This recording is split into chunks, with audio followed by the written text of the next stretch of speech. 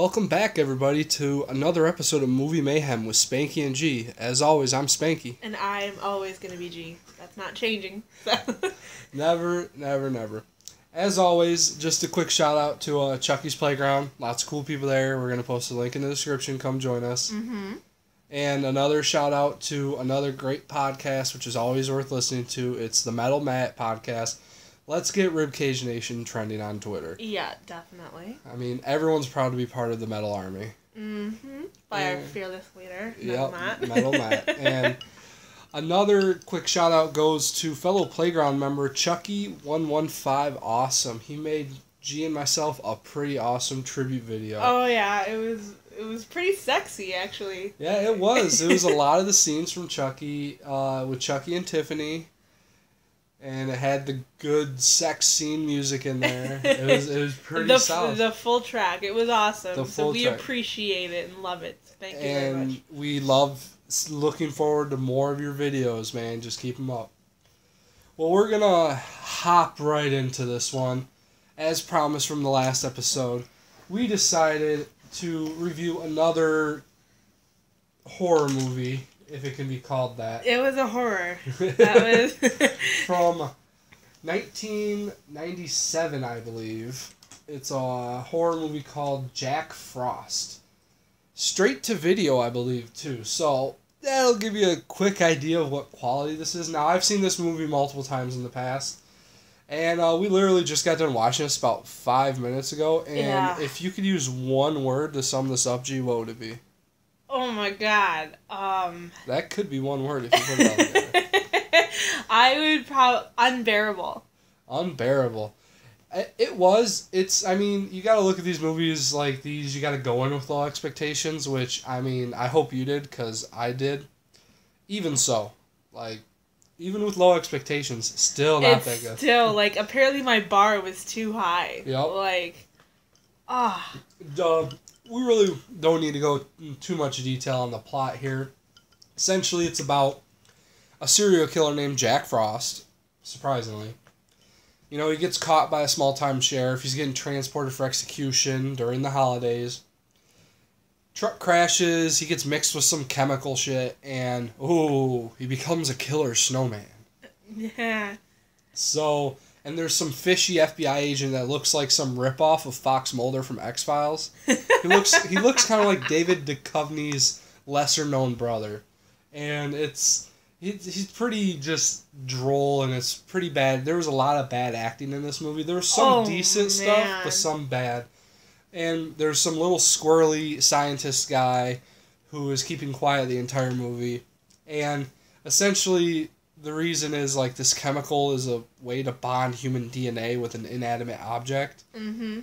And so, the guy's all excited about this. Yes. He's like, save Jack Frost. He's evidence that there's a soul. And it was just a terrible movie. There was some, religious tie-ins there, too. Yep, some religious tie-ins, and there was just a lot of bad acting like that. I think, the guy who played the sheriff, he did a pretty decent job. This dopey-ass kid I hate. Oh, yeah. Who? I'm sorry. What? What a mess of a kitchen. I would never let my kid... There's scenes in here where the kid's making all this shitty food, thinking, the dad's gonna care about it. It's not the kid's, 5. The kid's, 12. Yeah, and it's just awful, but...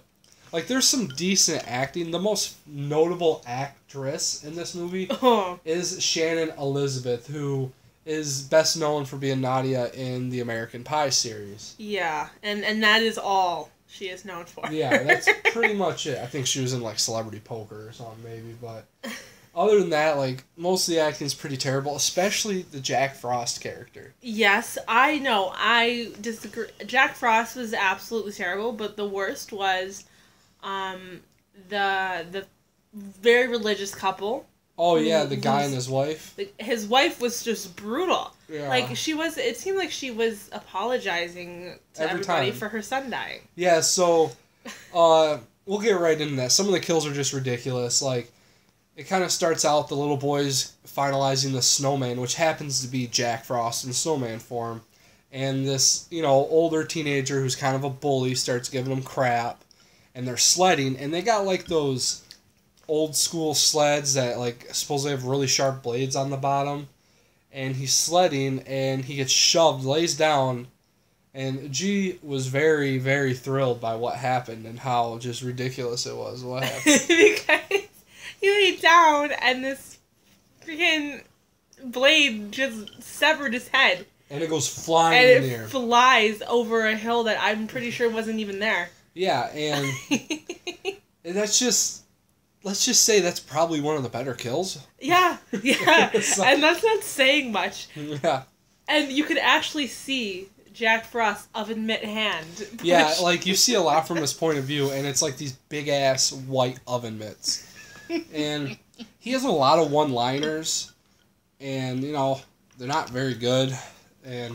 But aside from that, like, other kills, like, then he goes to the boy that he killed, his parents, and he kills the dad by, like, ramming an axe handle down his throat. Mm-hmm. And you got a real kick out of how he killed the mother. Oh my god, because he goes inside, and... Oh, he can melt and reassemble himself on command. That's part of his, like, genetic structure, as the scientists explain. Mm-hmm. And so he goes inside, and he melts, and then comes back up, and essentially wraps the mother, who's not doing much to defend herself, and I have to say, wraps the mother in Christmas lights, mm-hmm.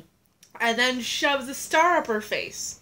But he also puts, like, the Christmas word in her mouth and smashes it, and then smashes her face into the Christmas lights, and then smashes the star up her face. And that is essentially how she dies. And he grabs a scarf and he's like, you gotta make sure you stay warm. It's just one of his crappy one-liners. Good one, and, Jack Frost. You know, it keeps spreading some more of his kills. Then it goes to, like, Shannon Elizabeth and her boyfriend or whatever. For some stupid reason, they break into the sheriff's house where they're gonna pork. Oh, yeah. Like, that's a good idea. And I always wanted to have sex in my local authority's house. Yeah, so he sneaks in and kills the boyfriend by just shooting icicles at him, essentially. Mm-hmm. And then Shannon Elizabeth gets in a bathtub. And, you know, I was excited starting out with that. I mean, who doesn't get interested after in the 10 layers of clothes that they were taking off? Yeah, I saw the twinkle in your eye. Essentially, he seeps his way into the bathtub because he can travel as water and freezes around her so she can't move. And then he viciously humps her to death in the shower. Like, movie is touching rape at this point. And it's just brutal. And I have to touch, all of these death scenes have Christmas music. I was singing along the God Rest Ye Merry Gentlemen as someone was being it's kind of like, pulverized. It's manipulated in a sense to kind of give off like an eerie horror feeling. It's played a lot slower. Rockin' around Christmas as she's being raped and mauled to death. And Jack Frost kills like another cop by backing over him in his own car. He kills the FBI, the fake Fox Mulder dude, by biting him with his icicle teeth.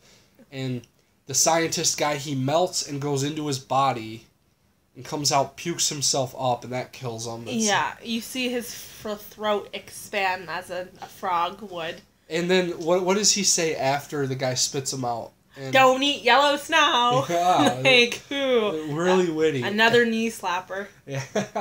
And, you know, so this was just some of the stuff that went on in this movie, and it got even more ridiculous because, like, they decide one way they're going to try and kill him is to get him in a furnace, which I've seen plenty of movies where that doesn't work. One notable one is Hocus Pocus. It doesn't work on the Sanderson sisters, and they're pretty legit. Yeah. And it's just ridiculous because, like, they get him to come into the building, and then they trap him with hair dryers, which is like a weakness to him. And it forces him down the furnace where the priest... Yeah, I was going to be like, can we please talk about the priest for a second? Go ahead, G, go ahead. Okay, this priest has done dick all in this entire movie. It takes credit for everything. And of course, when it was the mighty moment when they were all trying to kill him with hair dryers, he had to do the sign of the cross before blasting them with hot air. With a hair dryer. With a hair dryer. A freaking... Yeah, and doesn't work.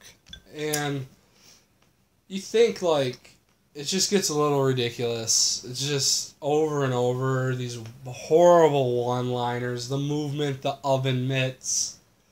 It's like, when is this gonna end? They even tried to, another ridiculous part is he was in the jail. And they decide to fill the entire jail with, it's a small town, it's a small jail. They fill it with pesticide fumes. And trap him in there, shoot it, and the whole building explodes. That was a really good idea on their part. Yeah, like, I don't know if bug spray can do that to a... So, if the Conair 500 hairdryer didn't kill him, then a freaking can of off will. Yeah, so it was just really ridiculous, all the different things they tried to do. And there's of course, like, the, like, little jump scares they try to do where, like, the wife goes home of the sheriff and she sees, like, every time you see water, you're supposed to think that's Jack Frost. Mm-hmm. And, like, she goes home and her cupboards are leaking. And she hears the cop car come up. And, this was shortly after he backed over a cop with a cop car. Mm-hmm. So you're thinking, oh, shit, here he is. And it's just a broken pipe. I was seeing it, like, I wasn't thinking Jack Frost when that happened. I'm like, damn, this bitch's pipe is broken. Yep. And it was. Big surprise. Yeah, it was just really campy and cheesy, the music and all that. And then eventually how they figure out what can kill this guy is even more ridiculous, because you think how they found out was that they were in the truck, the father and the son, the sheriff and his dopey ass son who doesn't know how to cook. Yeah, made this disgusting concoction. It was like oatmeal and marshmallows, and there's a very particular scene in the beginning where it's like it looks like a bag of shit, and like because the kid makes some and scoops it in the bag for him. He's like, take this with you, Dad. Who takes oatmeal in a bag? Yeah, that's my biggest. The dad's about to get rid of it. He knows when stuff sucks, and then it plays in his head, the son saying, I made this especially for you, Dad. So he tosses it back in the car. And that's like 5 minutes into the movie. And so the sheriff and his son are in the car, and Jack Frost finds his way in there. They're trying to hotwire it somehow, but he freezes the locks. They can't get out. So he busts the window, and the sheriff is trying to get out. And he just, like, desperation, for some reason, grabs his bag of oatmeal and chucks it at the snowman. And he starts screaming in pain. Mm-hmm. And then when he's like, Ryan, what was in those cookies? Oh, don't get mad at me, Dad. I just didn't want you to get cold. Mind you, this kid is 12. Yeah. And should know that antifreeze does not belong in a human body and should not be consumed. So, and this somehow, like, hurt him, even though it was in a plastic bag. But it melts like half of Jack Frost's head. And his head, once melted, looks like the inside of a pumpkin. Yeah, it's all like goopy and pink and crap. And so that shows them how they can defeat him. Because they try shooting him, all this other jazz, and it's not working. So they go to the local nut hardware store owner. And every time he tries to promote a product in the movie, everything is 20% off. Holy shit, man. Don't give it away for free. Yeah, 20%. He's giving everyone 20% off. 20% off ammunition. And whatever. So he fills his truck bed with antifreeze. He puts a tarp down and fills it while the dopey ass kid is sitting in the front not doing shit. And like the dad is like, keeping Jack Frost busy. Playing like cat and mouse with him. And it's like he's wandering upstairs and he's trying to open all these doors and no one's opening them. I heard voices like, oh, it's my husband. Like, was he in the hotel? I don't know. It was a little confusing because I didn't know if that was like Jack Frost messing with him. And it could have been that too. Or it could have just been the low budget in this movie, not having enough voices. And so they're just going to use Jack Frost. And so, like, he's in this hallway while the old hardware dude is filling up his truck bed. And Jack Frost jumps out of nowhere and starts slowly taking an icicle and trying to stab him through the heart or something. And he's, like, getting off on it, too. He's going nuts about it. Might as well cover it real quick. Like, the whole motivation is there's a flashback scene that's really horrible. This Jack Frost was a horrible killer. He killed people. He put them in, like, pecan pies and fed them to people. He went across states, and this dinky small-town sheriff magically caught him. And the flashback scene is ridiculous because it's just... The sheriff pulls up to a car on the side of the road, and there's this Jack Frost guy standing there taking a leak. And engine problems? More like bladder problems. And another knee slapper. And then, like, the sheriff's like, let me see your ID. And it just escalates so quickly. I know. And then he's, like, going to his car. I said don't go near the car and get me your, like... And then Jack Frost is like, well, pick one, sheriff. And then it just escalates so quickly. Like, even... that's where Jack Frost's acting was very bad to me. Like, he kind of, like... And then the cop's like, put your hand on your heads or whatever. And then Jack Frost just goes mental. He gives up and surrenders, but he's like, I'm going to kill you, whatever. And we have to add that apparently this Jack Frost screaming at this sheriff is giving the sheriff, like, PTSD. Mm-hmm. Because all he does is have flashbacks about it. Yeah, about, like, coming out of the courtroom, Jack Frost saying he's going to kill him and all his family and whatnot. And so then it cuts back to, like, Jack Frost, like, stabbing him slowly and that, and the sheriff looks like he's about to fade. He's like, no, you can't get my family. And Jack Frost is like, well, I can't wait to get your wife. And then, all of a sudden, like, you start hearing the truck back up to the window. Turns out the sheriff was faking it. No. Yeah. Big surprise. I don't even know what the sheriff says. I can't remember either, and that's just kind of how unbearable this movie was. But, yeah. And then what does he do? He picks up the Jack Frost and tackles him through a window, and they land into the... perfectly in the dead center of that truck bed. Yeah, and, like, one of Jack Frost's arms flies off, but he's drowning him in this antifreeze, and you can hear her screaming, "Ah!" And he's melting, and it's getting all goopy and whatnot, different parts, and eventually it's all gone. Everything's happy. Then that stupid-ass kid... Dad, you forgot this arm! And the arm wraps around him like a freaking anaconda. And so the sheriff throws him in the No, the wife... The wife she's like, "Rah!" Yeah. And then she throws him in the antifreeze. And they keep dunking him like they're trying to baptize him in antifreeze. Well, the priest was there. They could have done it. Yeah, he's standing there like he's doing something important. I know. And, like... I'm pretty sure he joins in the hug after. Yeah, the big victory hug. And so, like... And that's the end of Jack Frost, supposedly. They got him in all the antifreeze, and then it ends really weirdly, because they kind of mentioned they have to put him in a watertight container so he can't leak out. So it ends with everyone at a graveyard. A Silent Night is playing in the background. And they have a chain of people standing next to each other, and they're taking the tarp and pouring all this antifreeze that Jack Frost melted into the antifreeze bottles, handing it down the line, and putting it in a grave that's buried. Yeah. And they do it but then what about the stuff that's spilled on the street that is everywhere? And I guess you can't really expect a lot of logic in this movie. No. And then it cuts to an underground shot where it looks like these things are more in a box, because if they covered it in dirt, there would be no open space. Yet it looks like these bottles of antifreeze are just sitting underground.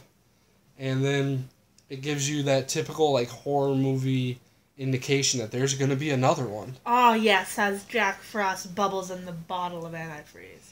Yeah, and I hate to break it to you, G, which I don't know if we'll ever get around to reviewing it.